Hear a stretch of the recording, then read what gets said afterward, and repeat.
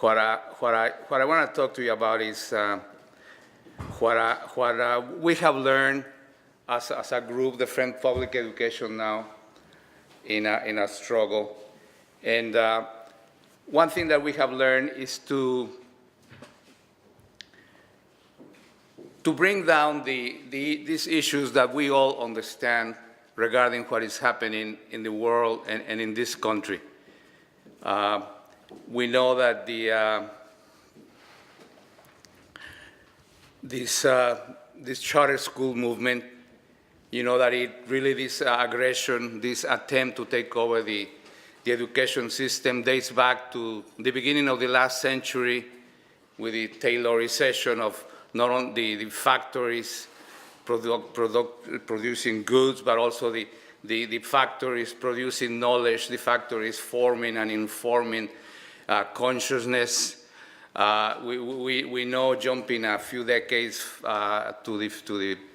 closer to the present, we know the effect that the different educational policies have had from the past 3 or 4 presidents, No Child Left Behind, Race to the Top, and I forgot what the latest one is called, to further push out working class kids out of the public school system, to dumb down the education that they do receive, to further split the population into training those that are destined to do the decision makers, and those that are destined to follow and do the work, and we know that education now is more than ever crucial to the reproduction of the economic, the social, and the cultural system. We know that what is at stake, because we have read, we know the theory, an attempt to redefine what is the commons to accommodate the market template of competition and choice. But let me tell you, one thing that we have learned is that we need to put all those concepts to the side. We need to internalize them. They are very good for discussions amongst ourselves. But when it comes to organizing the community, everyday working people, to defend what is theirs, what is ours, we need to bring down these concepts. See, doesn't mean that we need to forget them, but we need to apply them, just like these fascists do. They apply their tactics and their techniques to the specific places and the specific circumstances that they find. We must do the same. So I will try to illustrate my introduction by relating to you just the brief story of our group, Defend Public Education Now. We got started, I remember exactly, it was on May 10th of 2016, when Ron Beller, one of these individuals who made their huge fortune speculating on mortgage-backed securities, he was in London then, and he now runs a chain of charter schools. He wanted to buy a multi-million-dollar lot property of the West Contra Costa Unified School District worth, like I said, several $1,000,000. He offered to buy it for $60,000. And let me tell you, the school board, our superintendent, they were ready to hand it over to them. Now, it happened that the neighborhood where this school is located is not a super rich community. This is a moderately affluent community where there is their parent groups are more active than in other communities, and they organized. There were several meetings. People got very much involved. Across the street, there is a community open door Methodist church, I believe, and everybody got involved, and ultimately the school board turned down their petition.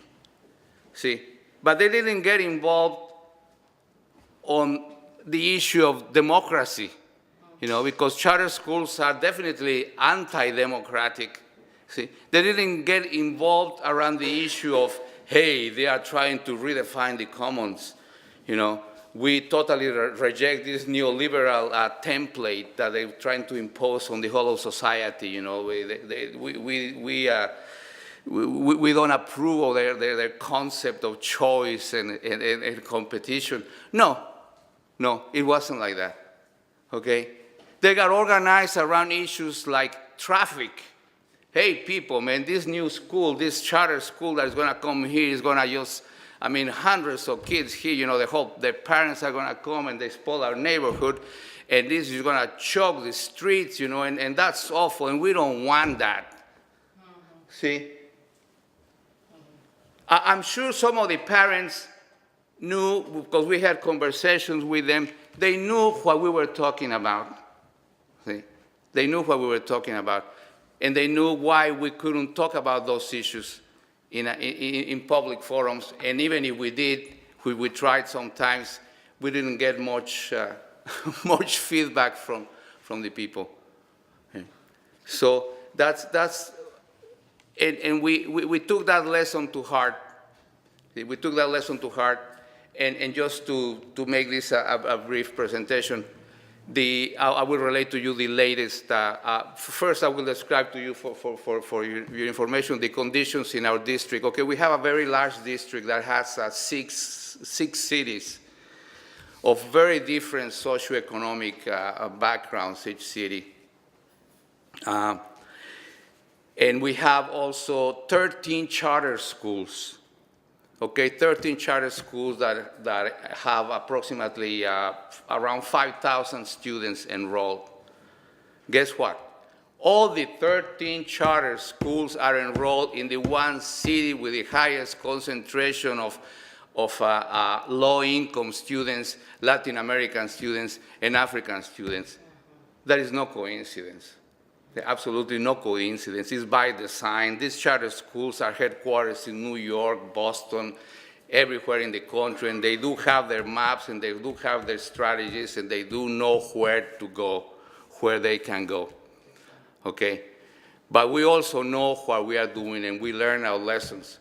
And I'd like to thank our friend Arto here, because he played a key role in the latest move that we carried out to stop the encroachment of this charter school movement, of this privatization, this corporatization of the public school system. We managed to have the city of Richmond pass a zoning city ordinance that prohibits the construction, remodeling, whatever, of any schools on the city. Not one mention was made of privatization. Not one word was there about charter schools. But they knew. They knew that they were affected. They knew that they were affected. And as a result of that, the new charters are trying now to, as they say, now to collocate, which is a content, I don't know if you know what collocation is. It's part of Proposition 39, where a charter school can simply manifest and petition that they want, that they see a school that they have maybe 2 or 3 empty classrooms and they want to collocate there. See, and the administration of our district has been more than willing to have them collocate anywhere they want. Now the situation now is that they are trying to collocate in other parts of the district that are not as, where the concentration of low-income students or African Americans or Latin American students is not as strong. So resistance has been stronger. They managed to turn down one rocket ship chain. That there's what they call a Silicon Valley chain of charter schools. They have about 9 or 10 down around San Jose. We turned them down. Our school board turned them down. The County Board of Education turned them down. And I just heard today somebody called me on the telephone that they're trying to now petition. They want to locate themselves in a city across the bay called Vallejo. So just to give you an example of the type of arguments and that were used to win the city council to our side and to pass our petition, they are very, there's a great deal of philosophy behind these everyday arguments, okay? But it's down to earth. First, lost wages and taxes, okay? A clear appeal to city managers, city administrators, okay? Why? Because these charter schools don't hire from the construction site to the cafeteria to the classroom. They don't hire union workers. We had one chain of charters, the Aspire. They brought labor from the state of Nevada. So they would, so the city lost millions of dollars in wages and taxes. In wages, because no one from the city received any income from building the schools. And taxes, because of being a school, they're not going to be paying taxes because the school is in a prime commercial zone. Also, this is an argument aimed to basically school and middle-level administrators in the district and in the city. Charter schools, they create excess costs. Very simple, okay? Their equipment, salaries for their teachers, salaries for their administrators, everything comes out of the general fund, out of the same fund where they pay salaries to the unionized teachers working for our district. You know, duplication of costs, duplication of services, unnecessary. Also, property owners protest. I mean, you don't have to be a multimillionaire. I mean, maybe in some parts of San Francisco you do, but if you own your home, you will discover, like I do, that I'm paying like 15% of the parcel tax is going to pay for bonds passed by the school district. The last parcel tax increase collected something like $10 million a year. Well, after winning a lawsuit, the charter schools took 20% of that $20 million. I mean, can you imagine? I mean, these multi-million-dollar school chains siphoning out our parcel tax money. Well, that's an argument that echoed among people who, you know, are lucky enough to own their homes, or those that hope to buy a new home, because all these additional taxes, increases to the property tax, increase the selling price of your property. I mean, nobody's going to absorb it. They're just going to increase the property, the selling price of your property.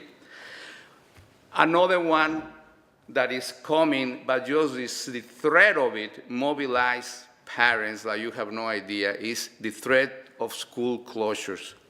There is still in the community a great deal of love for the neighborhood school, for the neighborhood school. And this echoed. And I'm just waiting, we're just waiting, we were talking about this a little earlier, when these two new charters co-locate in two other cities outside of Richmond. There's another one that is building, they're expanding, another charter school is expanding from a 6-acre lot to a 26-acre lot. They're going to build a new high school. They're going to build also another middle school. They already have one there.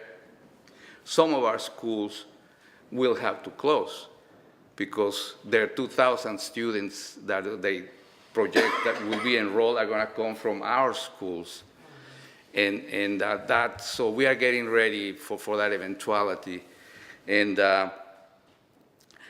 an argument that really, to us is a very important argument, but surprisingly enough, does not resound with the community, is that charter schools sell themselves as public schools. If you look at their names, they say the Aspire Public Charter School. They always put that they are public schools. Well, they are not. okay? They are privately managed, publicly funded, but don't try to explain that to people because it really doesn't mean much to them. That says a lot to the value that people in general have for the democratic participation in something as basic and elementary as the education of their children. And finally, this argument has found a great deal of echo amongst teachers. See? And is this, that charter schools are undermining our future. And this is my pet argument because I am a retired teacher.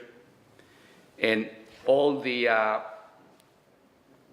teachers, well, you made the calculation, about 5,000 students, calculate how many teachers there should take care of that, just divided by 30. Well, all those teachers are paid from our general fund, okay? Yet, none of those teachers contribute to the California State Teachers Retirement System, see? So it's like little ants, little termites, undermining the very foundations of our future. So that's what I wanted to relate to you and tell you about what is going on. And we are still fighting, and we will keep on fighting. So, thank you very much.